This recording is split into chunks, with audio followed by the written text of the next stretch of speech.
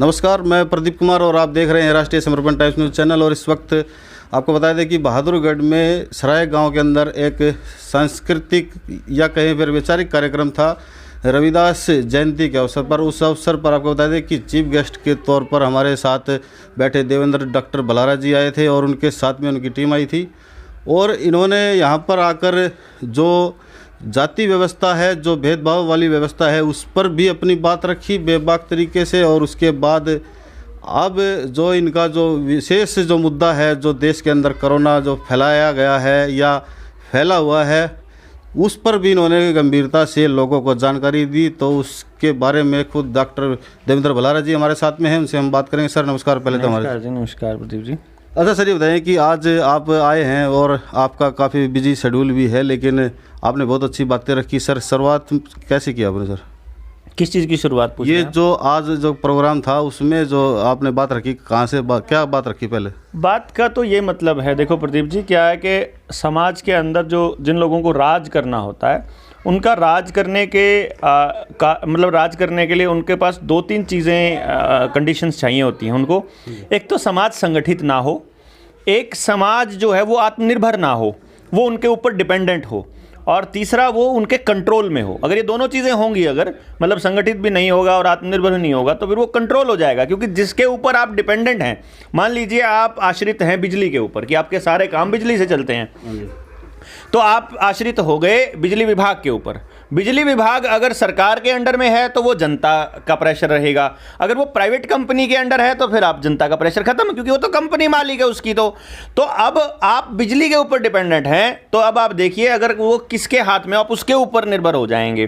तो ये चाहते हैं कि आप निर्भर हो जाओ, और उन लोगों जिनके आप निर्भर होंगे, उन्हीं के डिपेंडेंट हो, उन्हीं के आप कंट्रोल में होंगे और उन्हीं की सत्ता होगी। तो अब ये इसीलिए प्राइवेटाइजेशन हर चीज़ का भी कर रहे हैं। और आप लोग संगठित अगर नहीं होंगे, आपको क्या लगा दिया, आपको दे दी, आपके बीच में छोड़ दी सुरली, कभी जात के नाम पे, कभी धर्म के नाम पे, कभी मुआवजे के नाम पे, कभी विकास के नाम पे, कभी किसी और चीज़ के नाम पे, कभी कोई नारा दे दिया, कभी कुछ दे दिया। आप ही के बीच में से आप ही की कौम को तोड़ने के लिए आप नए नेता पैदा कर दिए, और जो नेता पैदा हुआ उस नेता को खरीद लिया गया, डरा दिया गया, धमका दिया गया। सर ये बताएं कि जैसे मैंने भी कई वीडियो आपकी सुनी है, तो पहले आप मोदी के समर्थक हुआ करते थे। सर 2012 में मैंने जब अन्ना आंदोलन और रामदेव जी का आंदोलन हुआ, उस आंदोलन के बाद और उसके अंदर मैंने जब शुरू किया इस सरकार के ख़िलाफ़, जो उस टाइम की तात्कालिक सरकार थी, यूपीए की सरकार के ख़िलाफ़ लड़ना शुरू किया था 2012 में। बड़े सपने दिखाए थे टेलीविज़न ने, पूरी मीडिया ने। तब हमें मालूम नहीं था कि सारे मीडिया चैनल्स को अडानी और अंबानी जो है वो ख़रीद चुके हैं, और उनके ऊपर सारा पैसा जो इन्वेस्टमेंट है वो बाहरी ताकतों का है। हमें नहीं पता था कि नरेंद्र मोदी बाहरी ताकतों का गुलाम है और एजेंट है इन दवा कंपनियों का। तो इसलिए ये सारा का सारा खेल जो चल रहा था, डिजिटल करेंसी लाने के लिए नोटबंदी हुई, मार्केट को ख़त्म करने के लिए, बड़े उद्योगपतियों के हाथ में मार्केट देने के लिए नोटबंदी और के साथ साथ जीएसटी लाई गई। जो अनऑर्गेनाइज सेक्टर है उसको ख़त्म करने के लिए, दिहाड़ीदार को ख़त्म करने के लिए, उनकी आपस में परस्पर सामंजस्य था, जो छोटे दुकानदारों के साथ जो उनका जोड़ था, उसके लिए इन लोगों ने जीएसटी और तमाम चीज़ें लेकर के आए ये लोग। और फिर आपने देखा कि जैसे छोटे मिस्त्री भी हैं, उनको तोड़ने के लिए अब ये BS6 ले आए। BS6 वाली गाड़ियाँ आप जो है मिस्त्री ठीक नहीं कर सकते, वो आपको एजेंसी में ही करानी पड़ेंगी। यानी इन्होंने हर तबके को बर्बाद करने के लिए योजनाबद्ध तरीके से काम किया। मैं बहुत तगड़ा फ़ैन था मोदी जी का। मैं भी टीवी के चक्कर में आकर के, और मैंने भी बड़ा प्रचार किया कांग्रेस के ख़िलाफ़। और जब कांग्रेस को भगाया कि देखा कि कांग्रेस वाले तो चोर हैं, लेकिन जैसे ही मोदी जी ने पहले मंत्रिमंडल के गठन में स्मृति ईरानी जैसी मतलब 12वीं फेल लेडी को शिक्षा मंत्री बनाया, उस दिन मुझे समझ में आ गया कि ये भी उन्हीं के जैसा है जैसे वो गए थे। और अब साबित हुआ कि ये चोर नहीं है, एक्चुअली ये तो डाकू है, ये तो लुटेरा, ये तो महा भ्रष्ट आदमी है। ये जिसने अपनी माँ को पॉलिटिकल बेनिफिट के लिए लाइन में लगा दिया हो। यार मेरी माँ आज तक बैंक की लाइन में नहीं लगी, मैं तो अदना सा आदमी हूँ, अरे किसी की भी नहीं लगी होगी, आपने भी अपनी माँ को नहीं लगाया होगा उस टाइम पे। माड़े से माड़े हालत देख लेंगे, अपनी माँ को थोड़ी ना लगा देंगे जो 90 साल से ऊपर की महिला।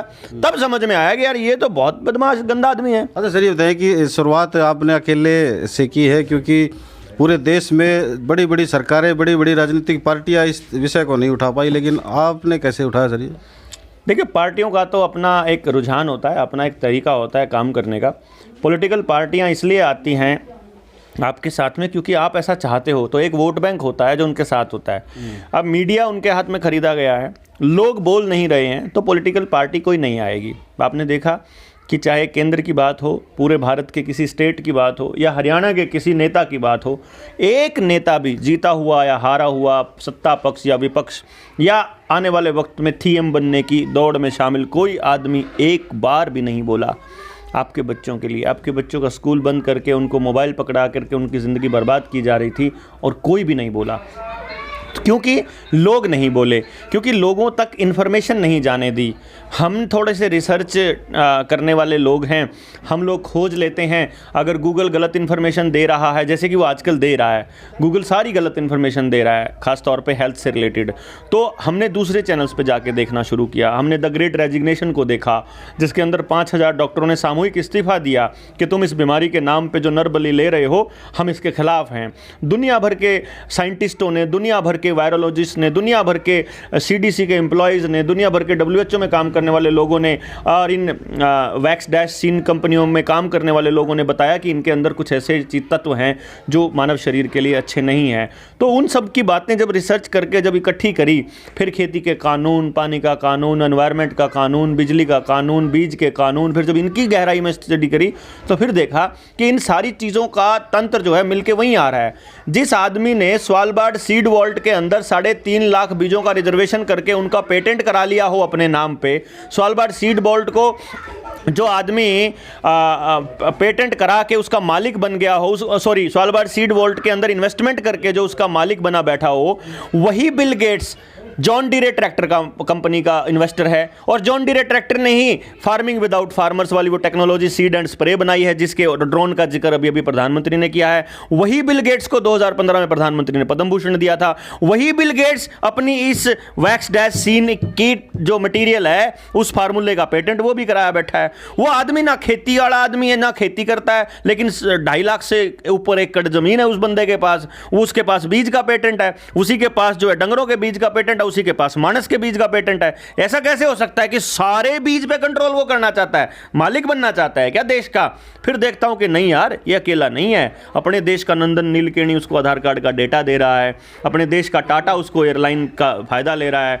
मतलब वो सारे के सारे बेनिफिट जो हैं, वो सारे फॉर्च्यून 500 के लोग और बाकी के जितने लोग हैं, वो सारे के सारे इस चीज को सपोर्ट कर रहे हैं।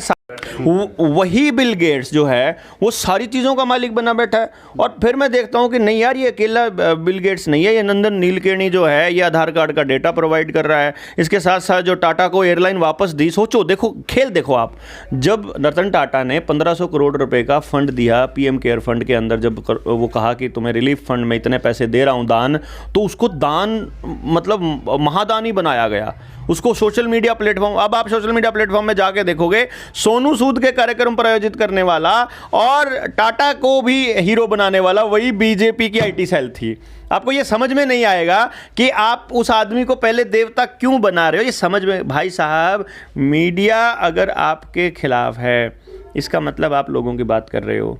अगर मीडिया आपके गुणगान गा रहा है तो समझो उसने आप जनता की ऐसी तैसी करने का ठेका ले लिया है। ये बात लोगों को नहीं समझ आई और मीडिया ने वो गिंडू सा दिखा के और वो लोगों को लगा बस आने वाला है, बाहर चौक पे खड़ा है। जो भी टेलीविज़न देखता था उसको लगता था बाहर निकलूंगा तो गिंडू आगे लगेगा और मैं मर जाऊंगा।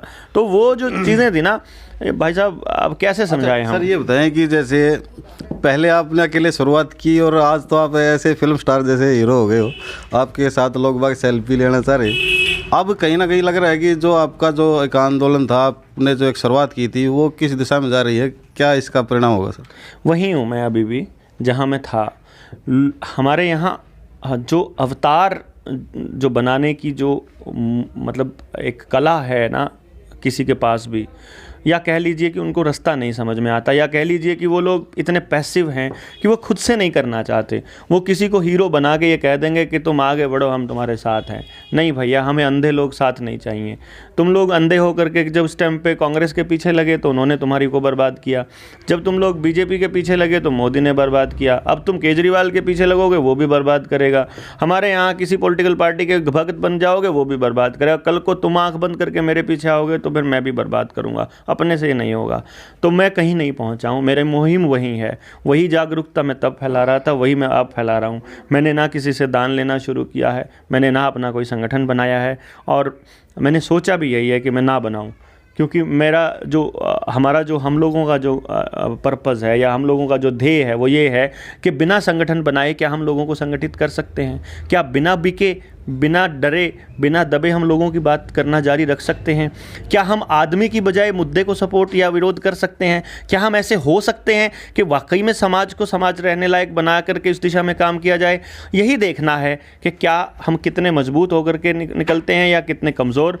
और लड़ाई वहीं है अभी भी, बस फ़र्क सिर्फ इतना है कि कल हमारी भाषा बोलने वाले कम लोग थे, कल हमें गालियाँ देने वाले लोग ज़्यादा थे, आज सपोर्ट करने वाले लोग भी हैं, बल्कि ज़्यादा हैं, सपोर्ट ही कर रहे हैं। विरोध केवल और केवल वो आदमी कर रहा है जो सीधा सीधा किसी पॉलिटिकल पार्टी का आदमी है, जिसने सीधा सीधा नेता का पट्टा पहना हुआ, सीधा नेता का, पार्टी का नहीं। पार्टी का आदमी तो दुखी है बहुत ज़्यादा। और इवन बहुत सारे लोगों के मैसेज आते हैं, सर हम केजरीवाल के बहुत तगड़े फ़ैन हैं, पर हमको भी लगवा दिया, उन्होंने एंट्री नहीं दी थी, अब अपाहिज हुए पड़े हैं, तो अब उनका क्या? करो भक्ति, मरो भाई, और क्या करेंगे और क्या कर सकते हैं? तुम भक्ति में मरोगे। भक्ति इसलिए आई थी क्योंकि जहाँ भक्ति होगी वहाँ लॉजिक की स्थिति होगी। लॉजिक की स्थिति ये पहले दिन से कर ही रहे हैं इस पूरे खेल में, और इसी का भांडाफोड़ हम करने की कोशिश कर रहे हैं।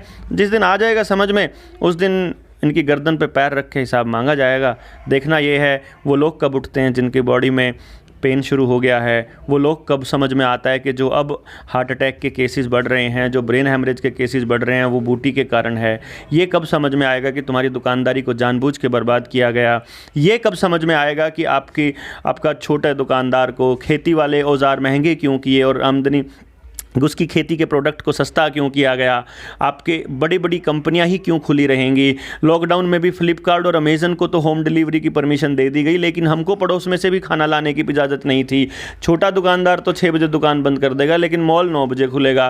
क्यों बड़े मॉल खुल रहे हैं और क्यों बड़े बड़ी कंपनियों को ही काम करने का मौका मिल रहा है? ये जिस दिन समझ में आ जाएगा उस दिन हिसाब मांगने चल पड़ेंगे। क्यों स्कूल बंद हैं? सबसे बड़ा मुद्दा स्कूल और कॉलेज बंद किए 2 साल, और अभी भी आपको ऑनलाइन एजुकेशन के नाम पे कबाड़ परोसा जा रहा है आपके बच्चों को, क्योंकि ऑनलाइन एजुकेशन भी आने वाले वक्त में इन्हीं उद्योगपतियों की बपोती होने वाली है। तो आम आदमी ये मान ले, मिड डे मील के खाते शून्य हो चुके हैं। मिड डे मील का खाता शून्य का मतलब है कि एसएसए के अंडर जितनी भी योजनाएं थी सब बंद होने वाली हैं। सरकारी स्कूल बर्बाद होकर के नीलाम होने वाले हैं। लाल डोरे में जितनी सरकारी और पंचायती ज़मीन है वो सारी बिकने वाली है या मोनेटाइज होने वाली है, सरकार के अंडर जाने वाली हैं। चुनाव ना हो ऐसी पूरी की पूरी कोशिश की जा रही है। संविधान के अंदर फेरबदल किया जा रहा है। कानून और न्याय व्यवस्था और पुलिस सिस्टम को ध्वस्त किया जा रहा है। पुलिस को केवल डंडे मारने के लिए रखा जा रहा है। आने वाले टाइम में CCTV cameras, artificial intelligence, robotics, Neuralink, RFID, हाथ में चिप, गर्दन में चिप, आपकी सारे चीज़ें जो हैं वो सारी डिपेंडेंसी आपकी इस एक सर्टिफिकेट और इस यूएचआईडी के साथ जुड़ जाएगी, आधार कार्ड के साथ।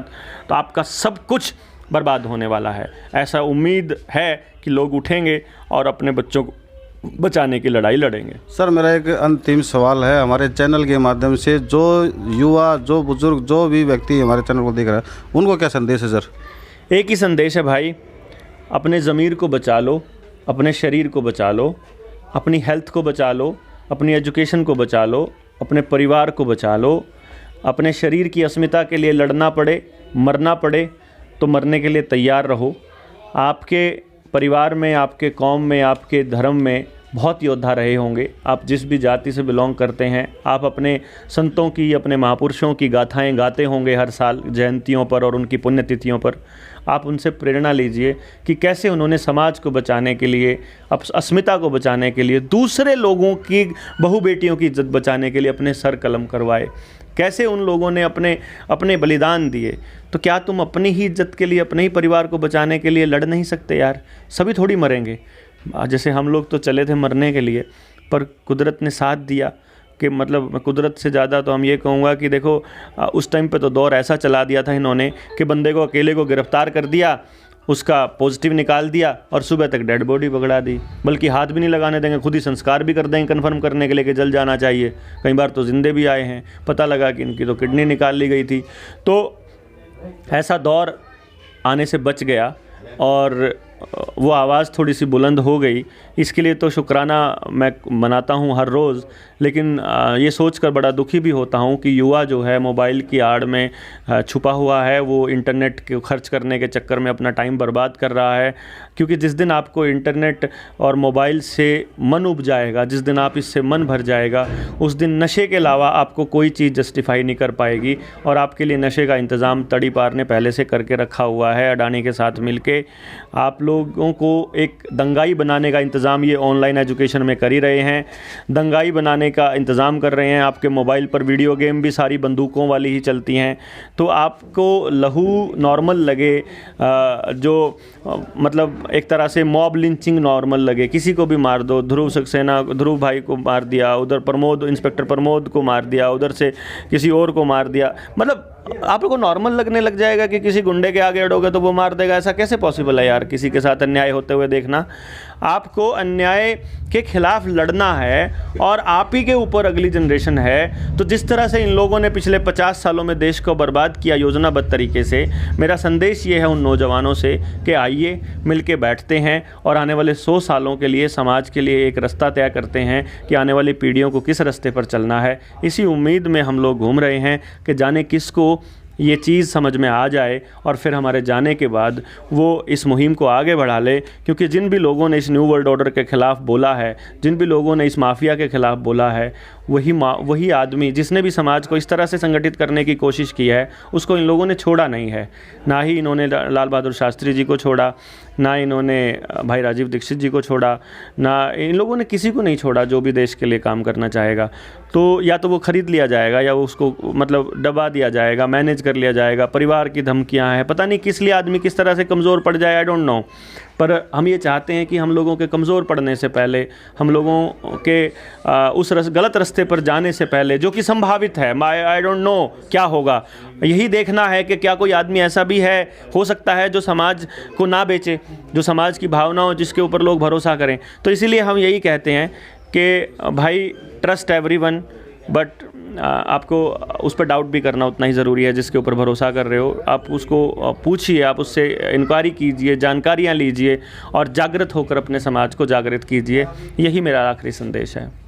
तो देखा आपने किस तरह से डॉक्टर देवेंद्र भलारा जी ने डायरेक्ट जो कोरोना की बात अगर हम करें तो उस पर किस तरह से इन्होंने जानकारी दी है और युवाओं से खासकर क्या अपील की है। तो हमारे चैनल के माध्यम से जो डॉक्टर देवेंद्र भलारा जी ने जानकारी दी है उसको लोग समझें और आगे क्या करना है। जैसे देवेंद्र भलारा जी ने ये भी बताया कि युवा आगे आए, 2 दिन वो सड़कों पर आंदोलन करें, तीसरे दिन भलारा जी की जो टीम है वो तुम्हारे साथ खड़ी होगी। आज के लिए बस इतना ही, बने रहिए हमारे साथ, अगली वीडियो में फिर आपके साथ हाजिर होंगे। तब तक के लिए नमस्कार।